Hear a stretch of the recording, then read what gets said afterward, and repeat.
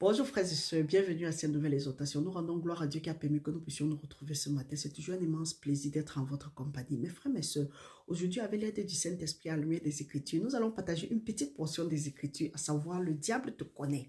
Donc mon frère, ma sœur, peu importe ce que tu peux faire maintenant, tu dis que tu es enfant de Dieu, mais il faut savoir que le diable te connaît, il t'observe et il voit tes actions et tes réactions.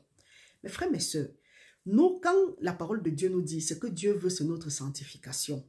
C'est que nous préservons nos corps. C'est que nous ne nous livrons pas à certaines passions charnelles. Dieu sait de quoi il parle. Parce que toutefois que nous allons faire ce qui vient contre la volonté de Dieu, nous ouvrons la porte à l'ennemi pour nous frapper. Il est écrit dans Ecclésiaste que celui qui brise un mur celui qui renverse un mur sera mordu par le serpent. Mon frère, ma soeur, quelle est ta position actuelle? Nous devons nous poser la question à savoir quelle est notre position actuelle, quelle est notre relation avec le Seigneur en ce moment-ci. Il se pourrait que face à certaines situations, face à certains défis, Dieu a envoyé sa parole, il t'a guéri, il nous a délivré des situations précaires. Mais aujourd'hui, la parole de Dieu dit que quand Dieu nous délivre, c'est pour que nous le servons. Dans notre ignorance ou bien dans nos challenges de chaque jour, nous nous sommes éloignés de Dieu.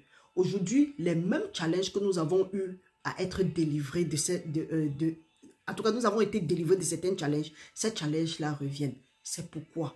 Ou bien face aux défis de l'ennemi, nous n'arrivons pas à le dominer. Quel est le problème? Nous devons nous poser la question, quelle est notre relation avec le Seigneur? Posons-nous les bonnes questions et répondons. Nous allons voir la lumière des Écritures. Quand le diable vient vers nous, il a trois objectifs, voler, détruire et tuer.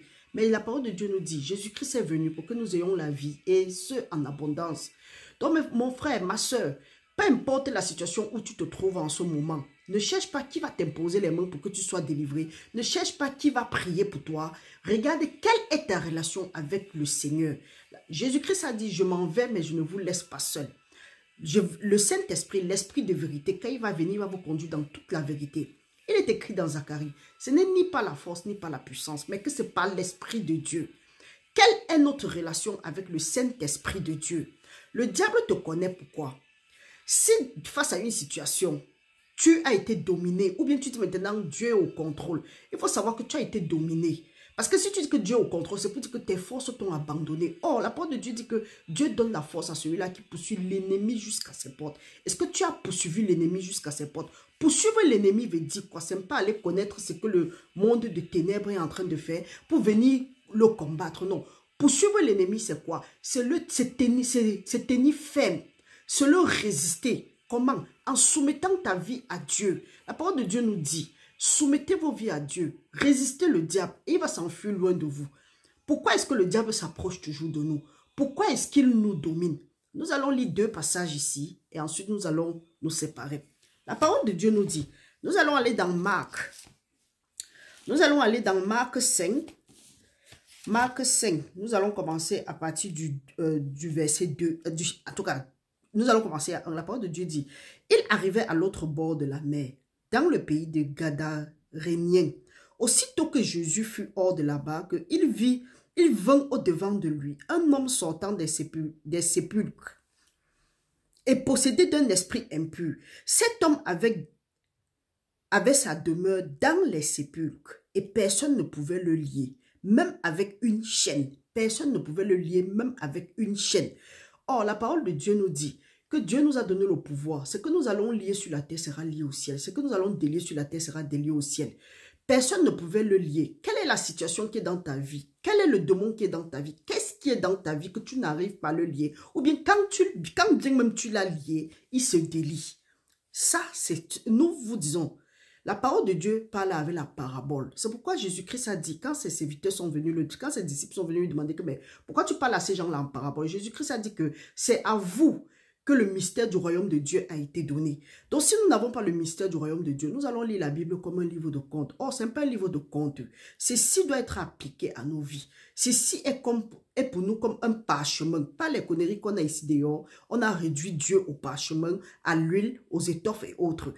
Jésus-Christ dit ici, cet homme avec sa demeure dans les sépulcres et personne ne pouvait plus le lier, même avec une chaîne, car souvent il avait eu les fers aux pieds et avait été lié des chaînes, mais il avait rompu les chaînes et brisé les fers et personne n'avait la force de le dompter.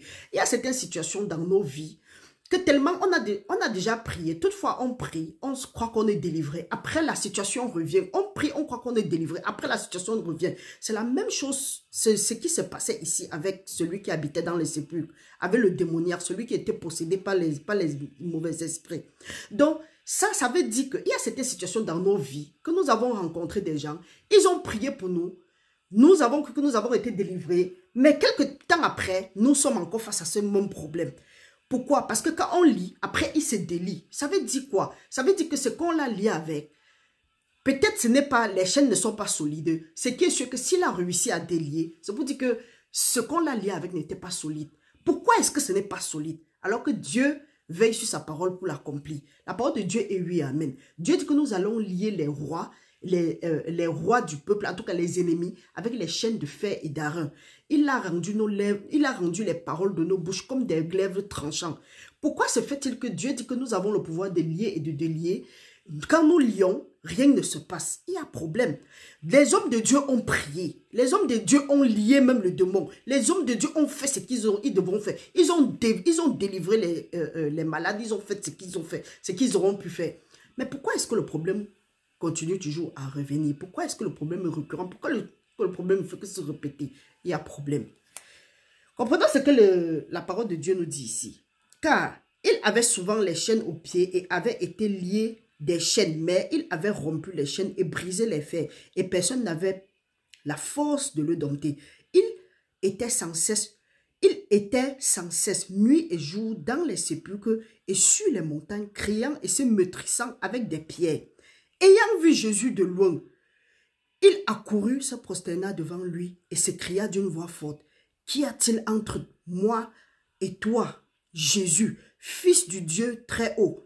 Je t'en conjure au nom de Dieu, ne me tourmente pas. Car Jésus lui disait: Sors de cet homme, l'esprit impur. Et il demanda: Quel est ton nom? Légion. Légion est mon nom, lui répondit-il, car nous sommes plusieurs. Et il le priait instantanément de ne pas les envoyer hors du pays. Il y a quelle situation dans ta vie qui ne veut pas sortir? Va chercher Jésus-Christ aujourd'hui. Entre dans ton intimité. Va à Jésus-Christ. Qui est Jésus-Christ? Jésus-Christ, c'est la parole. Maintenant, pour que cette parole-là ait de l'effet, bâtis ta relation avec le Saint-Esprit. Voilà ce que je voulais partager avec toi ce matin. Toi, mon frère, ma soeur, où en es-tu avec ta vie spirituelle? Y a-t-il une situation dans ta vie qu'on a déjà essayé de lier? On t'a déjà délivré, on a déjà combattu, on a déjà fait ce qu'il y a eu à faire, mais rien ne se passe. Va auprès du Seigneur aujourd'hui et tu vas voir. Quand on dit que le diable te connaît, c'est que quand il a vu Jésus-Christ, il a reconnu Jésus-Christ. Donc si toi tu es celui-là qui est souvent assujetti, tu te retrouves dans les rêves, on te demande qui es-tu. Il faut savoir que c'est parce que le diable il te connaît. Il te connaît dans quel sens? Si il te demande déjà qui tu es, il faut savoir que ta vie de prière n'est pas assez solide.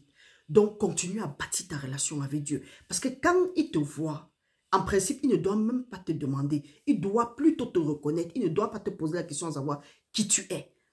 C'est plutôt au fils. S'il te pose déjà qui tu es, il faut savoir qu'il y a problème. Et nous allons revenir, nous allons continuer sur cette même lancée. Restez bénis au nom puissant de Jésus-Christ, mais méditez sur ça.